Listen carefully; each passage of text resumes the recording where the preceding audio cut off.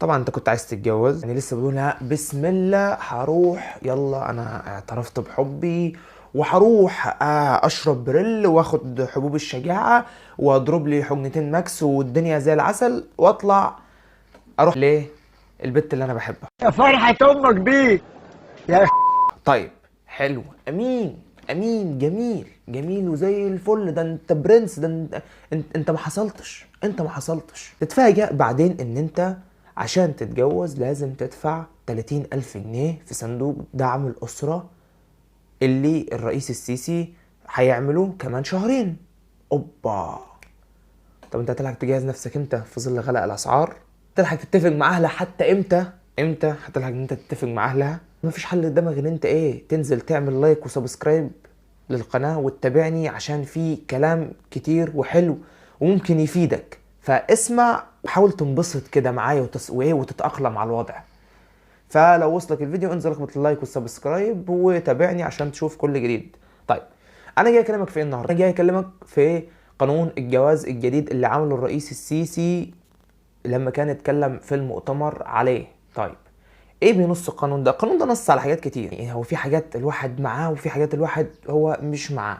زي مثلا، اسمع عزيزي المشاهد، اسمع عشان احنا داخلين على ايام كده زي الفل، ولا تقولش هم اي حاجه خالص. لحظه واحده. طيب قبل ما انا هقول لك شويه الحاجات اللي قالها الرئيس السيسي واكيد انت سمعت، بس انا هوضحها لك نقطه نقطه. طيب في شويه احصائيات كده انت لازم تعرفها، وهي واحد، انت عندك اكتر من 5 مليون حاله طلاق من 1965 لحد يومنا ده. تتكلم في 5 مليون حالة. طيب رقم 2، في 2021 بس حصل اكتر من 166 الف حالة طلاق. نو كومنت. رقم 3، اعلى نسبة طلاق في السنة الاولى والثانية من الجواز ممن لهم اطفال في عمر شهور. طيب الله عليك. رقم 4، النسبة الأكبر في مرحلة الطلاق تقع ما بين سن 18 ل 20. وده هنا احنا بنجيب اللوم على الأطفال وبنجيب اللوم على الأهالي. ليه؟ أنت عندك أكتر من 5 مليون حالة طلاق. بص شوف إيه أكتر الحالات أو أكتر المواضيع اللي الناس بتطلق عشانها. طبعا اللي هو انت هتشوف مثلا اكتر مواضيع الخيانه، الزنا، تحت الاغلب هيكون تحت مندرج اسم الخيانه يعني. فده اللي بيكون المفروض الاغلب، ده اللي كنا نعرفه من زمان او من ايام ما احنا كنا عيال صغيره. ولكن انت بتبص على حالات الطلاق اللي زادت في مصر في السنين الاخيره. لا اصله بخيل، لا اصله مخلي حماتي تتحكم فيا بزياده، لا اصله طلع سكري وبتاع نسوان، لا اصله مش عارف مش عايز يصرف على عياله وبخيل وفجير وما بيشتغلش غير شغلانه واحده، انا عايزاه يشتغل مليون شغلانه في 24 ساعه. وكميه حالات انت بتسمعها انت بتستهيف الحالات دي اصلا، حتى لو انت ما مريتش فيها، بس انت مجرد السمع عليها اصلا انت بتستهيفها. حالات اللي هي الطلاق السنه الاولى والثانيه بيتطلقوا كده ويكون عندهم اطفال في عمر شهور. طيب دلوقتي انت عزيزي، يعني عزيزي المتزوج وعزيزتي المتزوجه، بتروحوا تتنيلوا ليه؟ انتوا مش معدين نفسيا اصلا ان انت يكون في طرق، يعني يكون في انسان كده يعني ثالث كده هيكون في الاسره معاكم، وانتم المطلوب منكم انتوا تاكلوه وتشربوه وتاخدوا بالكم منه وتستحملوا زنه وتستحملوا البيبي بتاعه وتستحملوا جرفه وتستحملوا عياه وتجيبوا له الدواء وتستحملوا ان انتوا تراعوه كل الكلام ده. ليه؟ ليه اورط نفسي التوريطه السوداء دي؟ ما انا لو حورت نفسي التوريطه السوداء دي لازم اكون انا من جوايا عارف ان انا داخل على كل ده، فانا هستحمل الجرف والعك والبيبي والريحه المعفنه والدواء والاكل والشرب واللبس وكل حاجه والببرونه والبامبرز والكلام ده كله. واللي اقل من 16 سنه ما يتفرجش على الحته اللي جايه دي. انا اهم حاجه بتجوز بدخل انا بس عشان احس كده بلحظه الجماع واعمل علاقه جنسيه والدنيا تبقى تمام وانا كده اتجوزت والدنيا زي العسل وغرضي اللي خدته من الجواز خدته. اغلب حالات الطلاق بتكون اساسا من الاول حالات جواز بيكون هدفها الاساسي ان انا اخش اخد اللي عايزه واطلع، بس هي دي هدفها. معلش يعني هو بيبقى مغيب جدا وهو بس عايز يوصل للهدف ده، وعندما وصل له انا دي حامل وحبقى بابا وفي عيل جاي وانا هتورط توريطه سودا. انا ايه اللي خلاني اعمل كده؟ انا كان مخي فين؟ هوب مش هستحمل، هوب طلق على طول، ارميه عند ابوها وامها. حالات التشرد تزيد، العيل يترمي، العيل يتربى في بيئه هو يطلع اساسا منها معجد وطالع دين 3 دين امه، والدنيا دايسه على وشه، والطفوله كانت طفوله سيئه جدا. فين بابا؟ مفيش بابا. فين ماما؟ مفيش ماما. فده غلط. احنا كلنا عارفين ان ده غلط، بس احنا ناس بتعمله عشان ايه؟ انا عايز غرض معين، هو ما بيكملش 9 ثواني الغرض ده. ف يلا. النسبة الأكبر في مراحل الطلاق بتقع ما بين 18 ل 20 سنة. طيب 18 20 سنة معلش، يعني انت اخوانا انا من 18 ل 20 سنة والله العظيم انا على اساس لحد دلوقتي انا 22 سنة لسه بجيب كيس الفلامنكو. يعني انا عشقي هو كيس الفلامنكو، وبستلذ جدا انا وباكله. انا قبل كده واحد صاحبي خطب، انا ببارك له بقول له مبروك وانا في ايدي كيس فلامنكو. فمن 18 ل 20 ايه يا اخوانا اللي انتوا بتتكلموا فيه ده؟ وجواز كمان مش خطوبه. لا الاهالي لا نفرح الواد كبر، الواد بلغ، الواد طلع له شنب، الواد طلع له دجن، الواد بيجي يقعد في الاوضه وحده كتير. فلا ازاي ما نسيبوش يتجوز، نلحق نستره. البت بتتكلم في التليفون كتير، بتطلع كتير، شايفه لها شوفها، مش لا نسترها. حلو حلو، ده حب دي، يلا يلا يلا هي، ونعمل فرح ونعمل هيصه وزنبليطه والدنيا تمشي وفرحنا وكل ده. يلاقي نفسهم الواد والبت في السن ده متدبسين في مسؤوليه.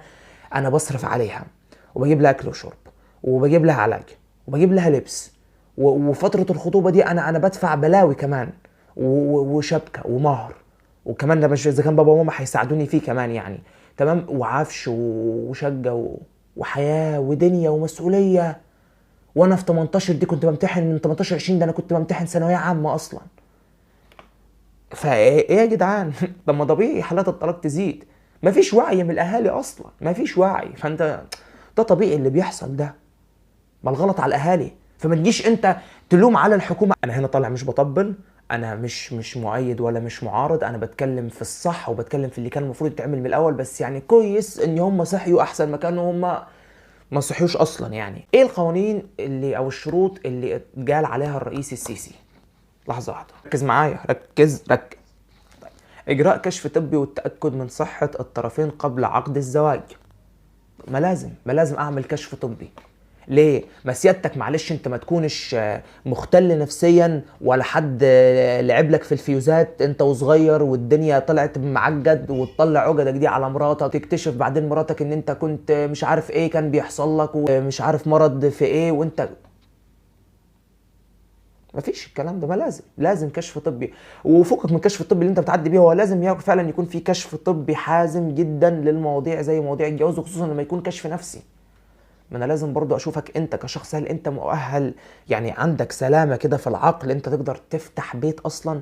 تفكيرك، هل انت انسان سوي قادر ان انت تفتح بيت وتكون رب اسرة وتكون مسؤول عن ام باولادها، سواء من الناحية المادية او حتى هي التربوية والنفسية، عشان الطفل اللي طالع للمجتمع ده يطلع شخص سوي يبني ما يهدمش.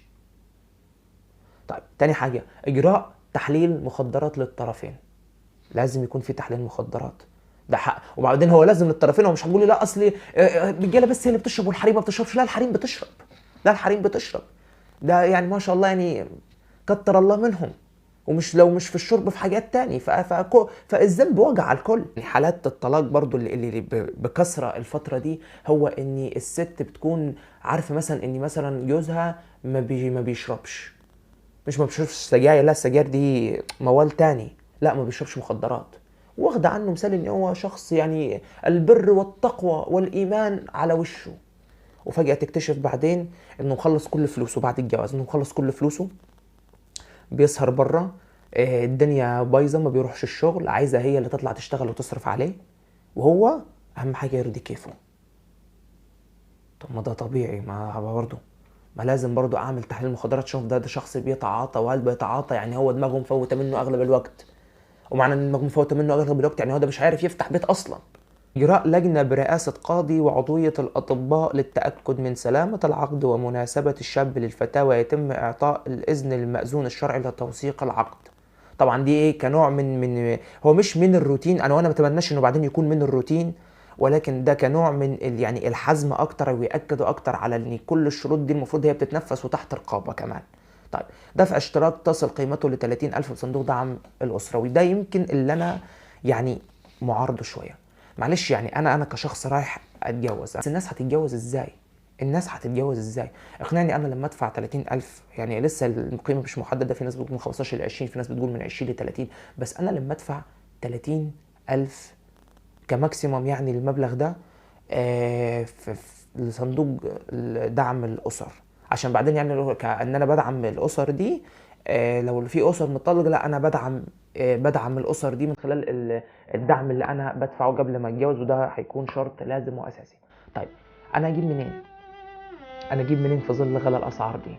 يعني ما هي لو الاسعار كويسه والحاجه في الامكان والشباب قادر انه يتجوز، طب ما طبيعي، ما انا ما دام قادر انا اتجوز يبقى قادر ان انا ادفع. تمام، بس يعني انا ما بقاش انا مش قادر اتجوز وكمان تلزمني اكتر ان انا عايز ادفع كاشتراك، انا هعتبره كاشتراك عضويه، كاشتراك اي عضويه نادي، اي حاجه، بس مبلغ زي ده مبلغ كبير. يعني انا ادفعه ازاي؟ انا اجيب شبكه، ولا اجيب شقه، ولا اجيب عفش، ولا اعمل فرح، ولا اعمل ايه ولا ايه ولا ايه؟ يعني يا ريس حس بينا والله العظيم، احنا لسه طالعين للمستقبل ولسه بنشق طريقنا، ولسه الدنيا معانا ما ظبطتش، ولسه الواحد حتى لما بيروح يتمرمط له في اي شغلانه بياخد له كام يعني؟ لو واحد معهوش شهاده هو بياخد كلام فاضي، وحتى اللي معاه شهاده بياخد مرتب هو يا دوب ده اذا كان يقدر كمان يصرف بيه على نفسه، هي نسبه وتناسب. لا هو الجواز مطلوب مني، او تكاليف الجواز هي حاجه كده، وانا المرتب اللي باخده حاجه كده. فين البالانس في الموضوع؟ هو مفيش بالانس اصلا. اتمنى بجد ان احنا ما نهاجمش القرارات دي فعلا صح. القرارات دي هي كانت المفروض تتعمل من بدري، هو يمكن بس قرار ال30,000 ده هو اللي صعب، ولكن باقي من القرارات هي قرارات فعلا حكيمة بجد، وفعلا اتمنى ان هي ما تكونش كروتين عابر، او اللي هو ايه كزي اللي ماشي في مصر، انا بدفع فلوس وبالمحسوبيه وبالحب والدنيا كلها بتمشي، وهعمل لك الكشف وهختم لك الخدمه والدنيا زي العسل، وهعديك من الكشف ده وانت تمام وزي الفل وانت ما فيكش اي حاجه، في الاخر الاقي حاله الطلاق زي ما هي ما جلتش. ليه؟ عشان المحسوبيه والحب والرشاوي واسطه والكلام ده كله محلش حاجه. وهو ده حال البلد من بدري، ومش في حالات الجواز بس، ده في كل حاجة. السلام عليكم.